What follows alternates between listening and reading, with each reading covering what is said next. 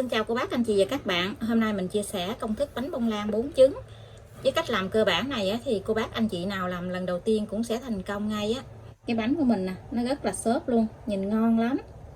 Cô bác anh chị và các bạn thấy thích thì cùng làm cho gia đình mình thưởng thức nha. Phần nguyên liệu thì ở đây mình có 100g bột mì số 8, 60g bơ, 60ml sữa tươi không đường, 4 cái trứng gà, 80g đường, 5g bột bắp. Bột bắp này tí xíu nữa thì mình đánh lòng trắng á, và một chút xíu chanh. Thành phần nguyên liệu thì mình sẽ để bên dưới video trong phần mô tả để cho cô bác anh chị dễ chuẩn bị nha. Hôm nay thì mình dùng loại bột mì này. Cô bác anh chị mua bột thì mình coi ở bên sau của cái bột nè, nó có ghi rõ cái hàm lượng protein của bột á. Hàm lượng protein của bột này là số 8. Còn nếu như cô bác không có mua được bột mì số 8 thì cô bác thay thế là 80g bột mì đa dụng và 20g bột bắp nha. Bột thì cô bác anh chị chọn loại bột hiệu nào cũng được hết. Mình sẽ đi tách lòng trắng với lòng đỏ để riêng.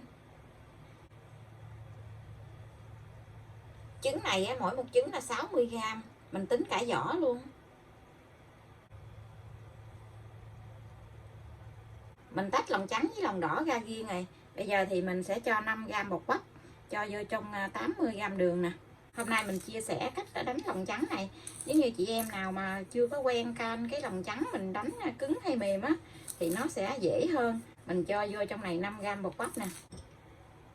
Cho trong lòng trắng này một tí xíu chanh, khoảng một gốc tư vậy đó. Cái phần chanh này khoảng chừng 1 muỗng cà phê thôi.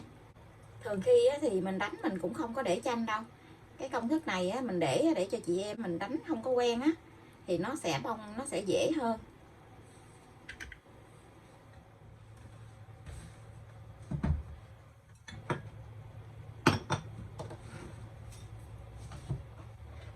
Mình đánh lòng trắng này thì cái máy của mình nó có 6 số.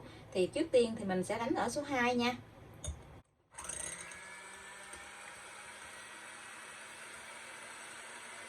Mình đánh khoảng chừng 30 giây thì mình thấy cái bọt bóng nó lên bọt lớn vậy nè. Thì mình sẽ cho đường vô. Đường này thì mình sẽ cho vô 3 lần. Mình chia ra 3 lần để mình cho vô mình đánh.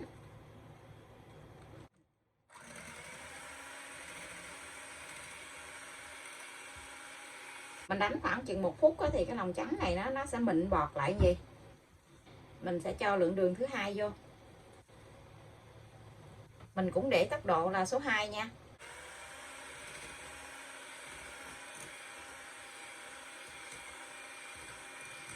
Mình thấy bọt nó mịn rồi thì mình sẽ cho hết cái lượng đường này vô.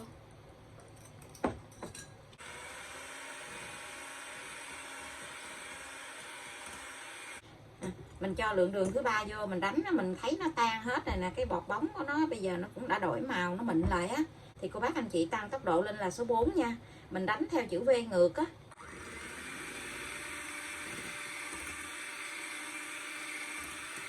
Cô bác anh chị mình đánh khi mà mình thấy cái lòng trắng này nó tạo lên một cái đường vân nó hơi đặc như vậy nè, thì mình sẽ hạ xuống còn số 2 nha. Trong khi mình đánh thì mình cứ xay cái thành tô vậy nè, để cho cái phần ở bên hông của cái tô nó sẽ đều hơn.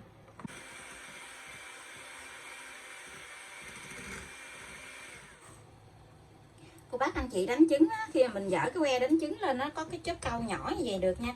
Thì bây giờ thì mình sẽ cho từ từ cái phần lòng đỏ này vô, để mình dùng cái máy này mình đánh luôn.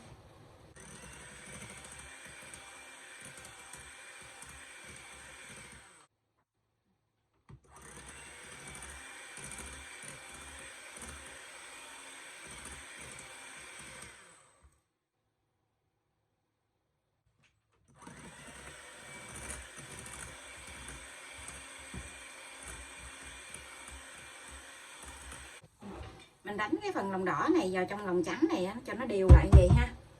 Giờ thì mình sẽ gây bột vô.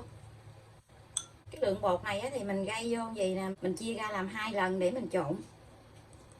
Mình dùng cái phới tay này mình trộn cái phần bột này cho đều. Cách làm này thì rất là dễ luôn. Thì mình cứ trộn mình hất từ bên dưới hất lên vậy nè.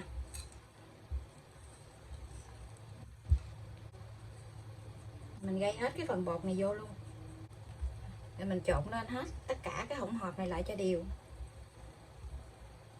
Nếu như cô bác anh chị làm bánh bông lan chưa có quen á, thì mình cho cái phần bánh này á, là mình cho 3 gram bột baking powder vô để cho cái bánh của mình á, nó giữ cái form á.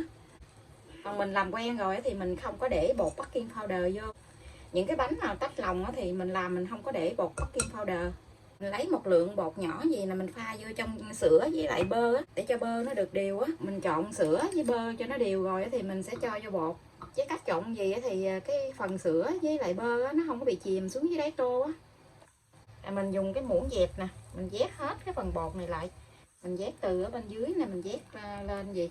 Mình cũng trộn hết từ bên dưới lên á. Cô bác anh chị trộn nhẹ tay thôi. Mình trộn mạnh quá nó bể bọt khí thì cái bánh của mình nó dễ bị xẹp xuống á. Mình trộn cho nó đều lại gì rồi thì mình sẽ cho vào trong khuôn để nướng liền nha. Mình nướng bánh này thì mình dùng khuôn đáy gời. Khuôn này là khuôn 18. Mình không có lót giấy nến hay là thoa dầu gì trong khuôn hết. Mình cứ đổ trực tiếp vô vậy luôn. Còn nếu như cái khuôn nhà mình nó chống dính không có tốt á, thì cô bác anh chị mình thoa dầu hoặc là mình lót giấy nến nha. Mình cho bột vô xong rồi thì mình lấy chiếc đũa nhọn á, mình đi cái đường xoắn ốc trên cái mặt bánh gì nè, để cho cái mặt bánh nó vàng đều ra. Vậy thì mình cho vào trong lò để nướng luôn. Lò nướng thì mình đã mở lên trước 10 phút để cho cái lò nó nóng.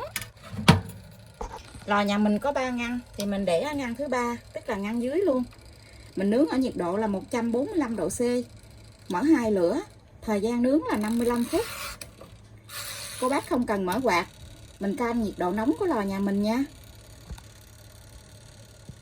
Giờ thì cái bánh của mình đã nướng được 40 phút rồi. Mặt bánh nó rất là đẹp luôn á. Bánh mình đã nướng xong. Bây giờ thì mình sẽ hé cửa lò ra. Mình để cái bánh ở trong lò 3 phút nữa thì mình hãy lấy ra nha. Cô bác đừng có lấy ra liền. Nếu như mình lấy ra liền á, thì nó dễ bị sốc nhiệt á. Cái bánh của mình nó sẽ bị xẹp xuống á. Cái bánh nó nở lên nè, rất là cao luôn á. Nó nở đầy cái khuôn luôn. Công thức này thì khuôn 18 là vừa luôn á. Mình để trong lò gì nè, không phải là nó không có xẹp đâu. Mình để gì để cho nó xẹp xuống từ từ á, mà nó không có bị lõm mặt. Còn cô bác anh chị mình lấy ra liền á, là nó lõm mặt xuống rồi nó thắt eo nữa. Giờ thì mình sẽ lấy bánh ra.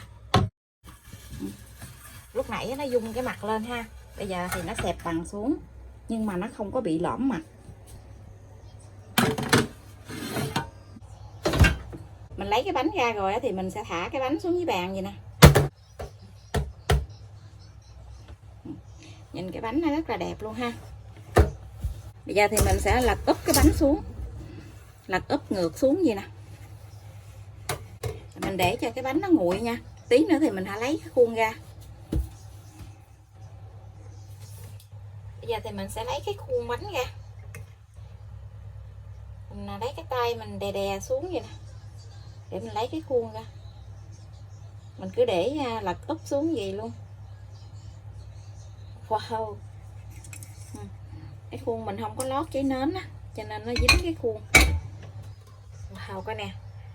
Cái bánh của mình nè, nó không có bị thắt eo nha.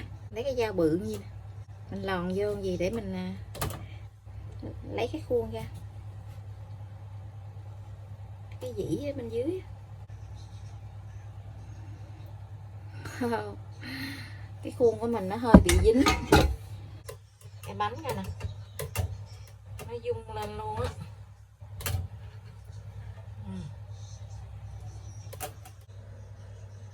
Cái bánh của mình nó rất là xốp luôn, cực kỳ ngon luôn á. Mình cắt cái bánh ra cho cô bác anh chị xem bên trong nha.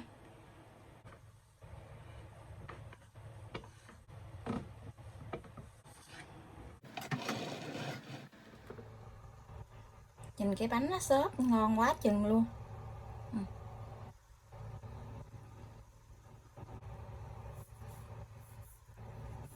Cô bác anh chị và các bạn thấy thích thì cùng làm cho gia đình mình thưởng thức nha. Công thức với cách làm này rất là dễ luôn. Cô bác anh chị nào mới làm lần đầu tiên cũng sẽ thành công ngay á. Bây giờ thì mình xin chào tạm biệt. Hẹn cô bác anh chị và các bạn lại video tiếp theo. Cảm ơn cô bác anh chị và các bạn đã xem video của mình. Xin chào và hẹn gặp lại.